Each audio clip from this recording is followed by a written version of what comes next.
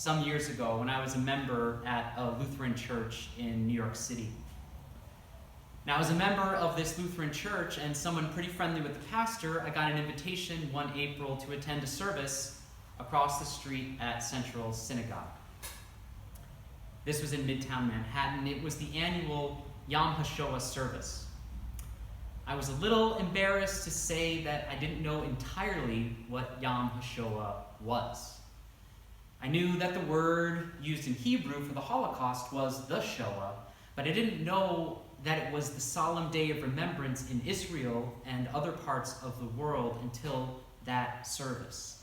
I arrived from work at the synagogue in my suit, and I saw my pastor up there on the bima, and I recalled it was a joint service.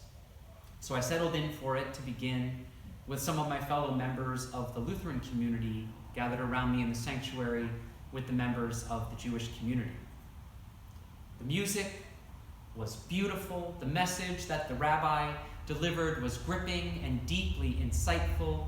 I didn't know the Hebrew that I was singing, but I muddled through it, and then my pastor from the Lutheran church stood up to speak. I figured he would be delivering a message not unlike the rabbis, one of resilience perhaps, of history, of support, and he did.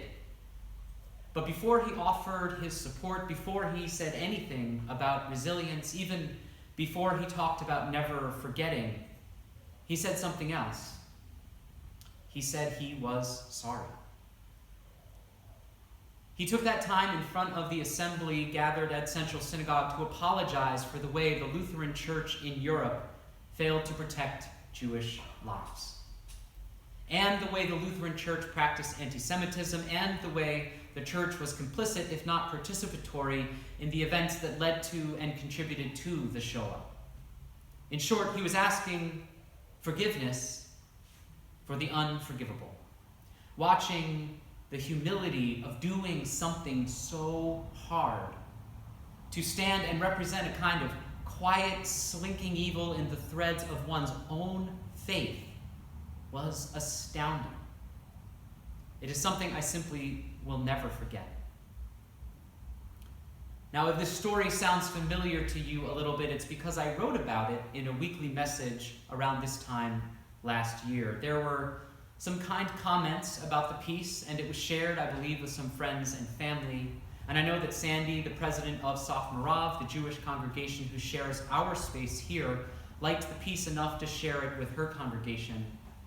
Now, I only mention this praise because I also received a call not long after I published that weekly message from someone I didn't know.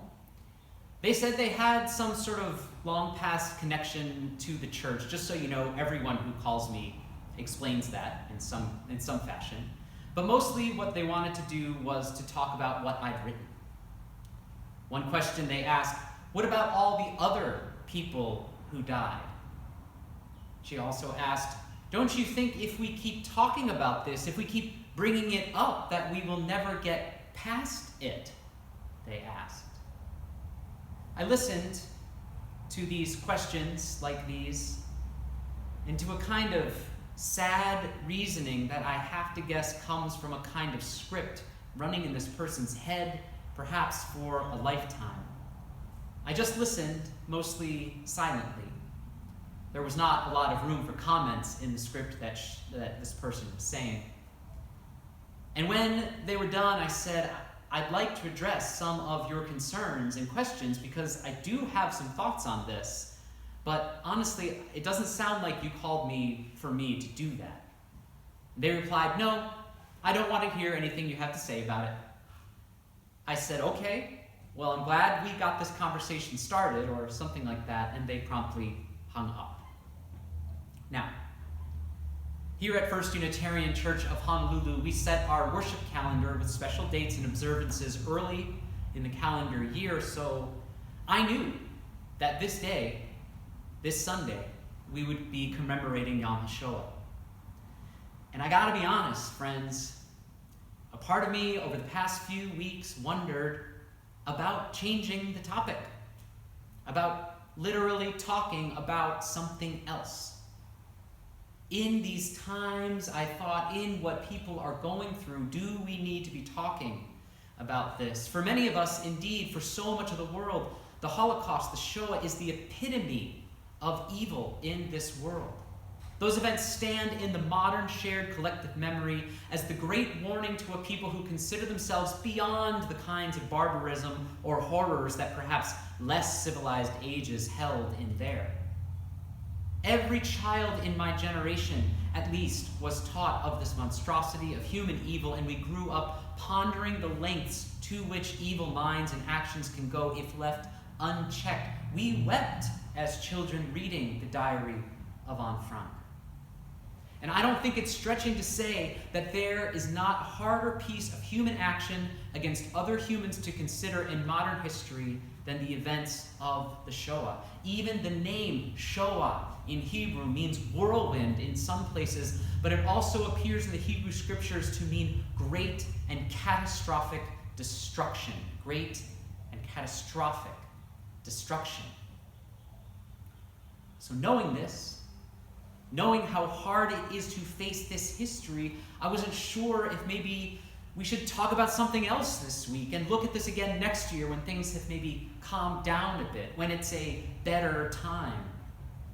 But this thought I had was fleeting, friends, because right after that thought came this one. That's how evil wins.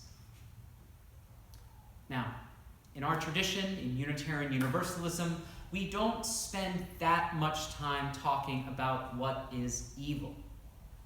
We do talk a lot about justice. We consider ethics and how they should be applied. What is fair, shall we say? We uphold the inherent worth and dignity of all in our first principle, while acknowledging we are bound together in an interconnected web of existence in our seventh principle, and these are all ways we provide comfort and solace to those who come through our doors.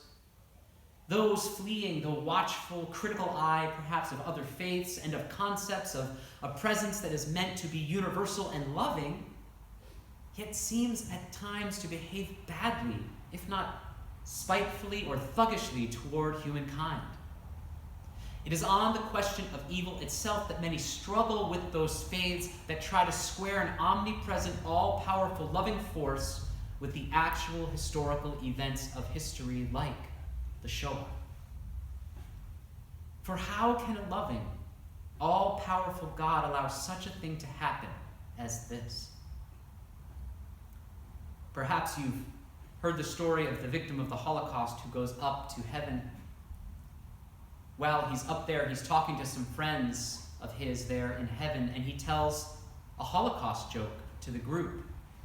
But what he doesn't realize is that God has come up behind him and heard the joke, and God says to this person, "Hey, that's not funny."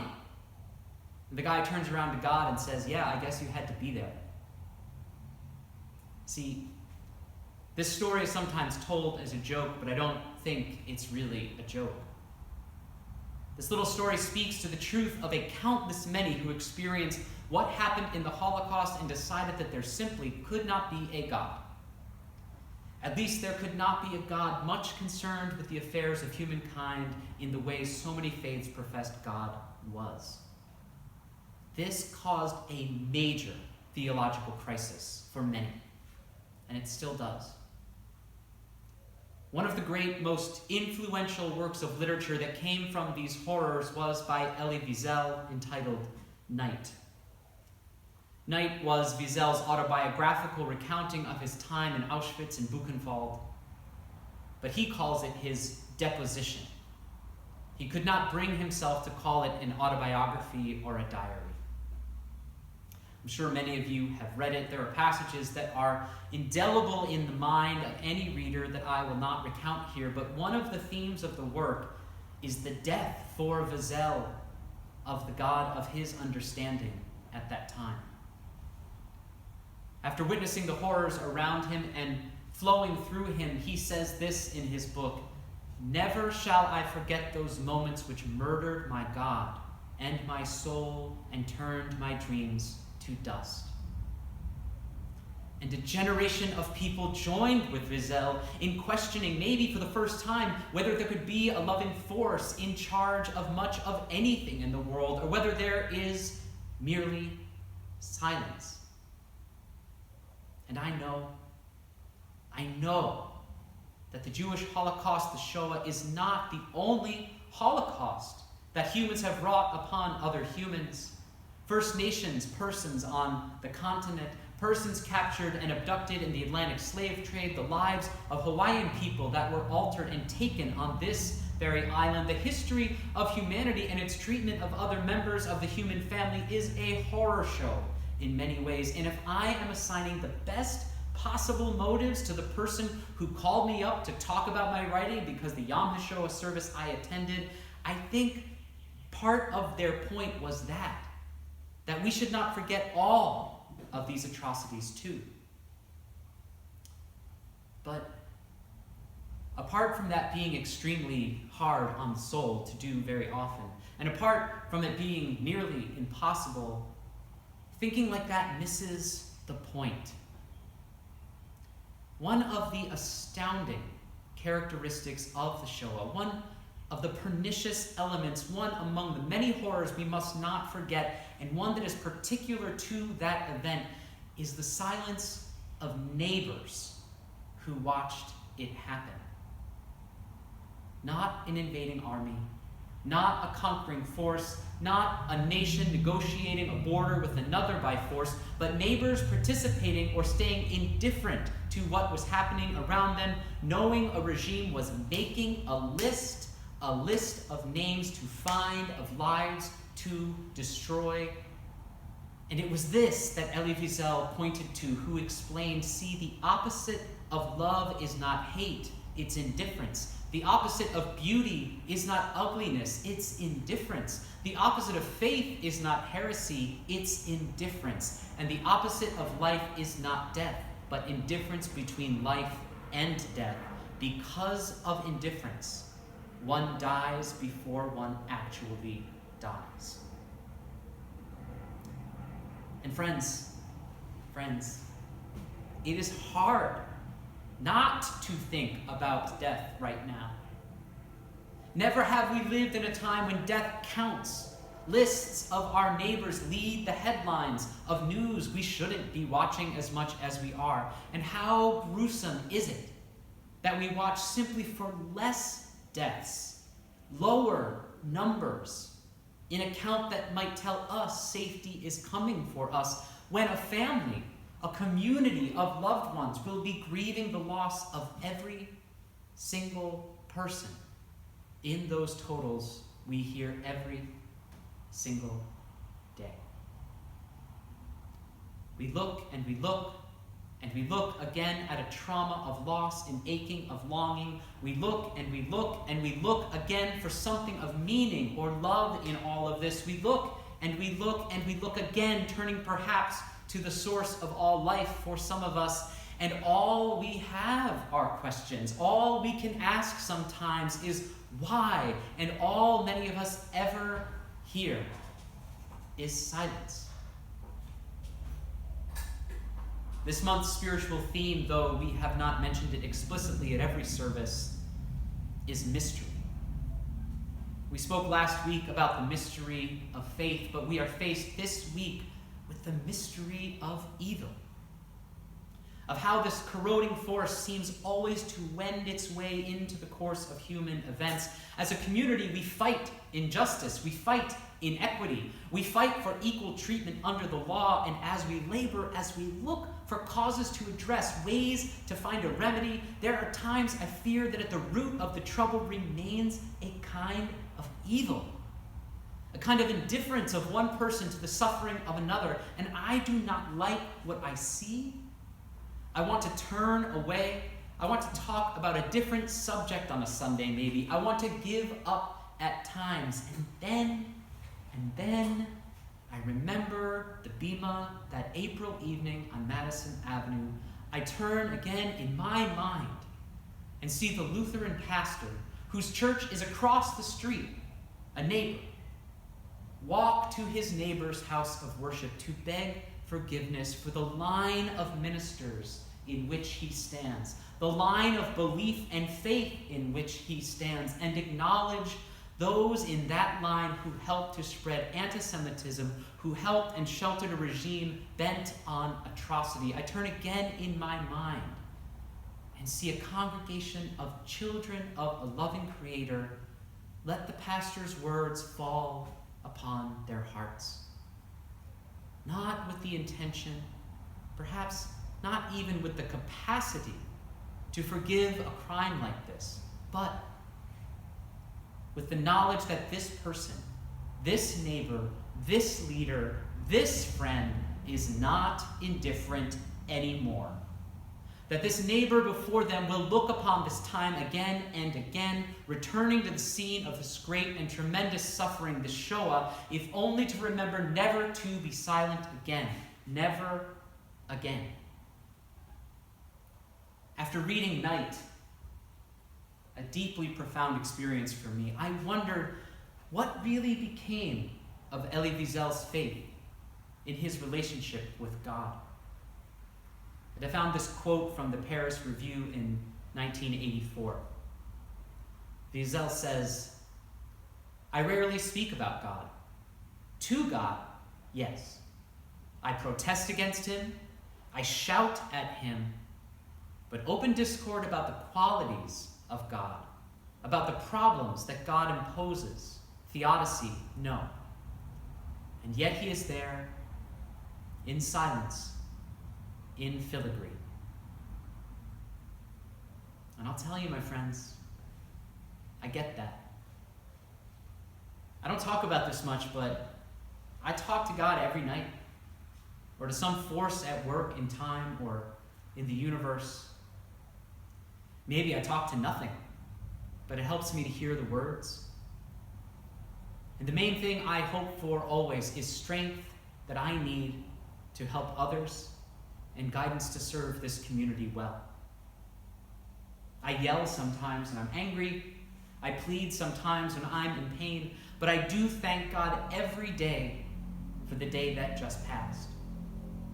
And I always end by saying, help me to love others better. Many of us have periods of silence now, more than we're used to. So I wonder if I asked you, friends, not as a minister, not as a friend, not as a person who struggles at times myself with the idea of God and the problem of evil in a hurting world, but as one of your neighbors. Listen. Listen to what comes to you in this silence. Listen to the murmurings of your heart at rest. Listen to a mind that has a little bit less to do right now. Listen to what comes to you in the silence. And make your own list. We should all make a list of what we think we can do when the doors open and the streets fill once more. We should all make a list of those we fear are suffering the cruelty of indifference and let them know they are not alone, that they are seen. We should make a list together of the ways people are suffering this viral crisis in abjectly disproportionate ways across lines of ethnicity, color, and wealth. A list of the names of those we can love better. So that maybe into the unspeakable silence of unspeakable loss, a word of our own will be uttered, and we will let that word be compassion. We will let that word be justice. We might let that word be joy. May it ever be so. Blessed be, and amen.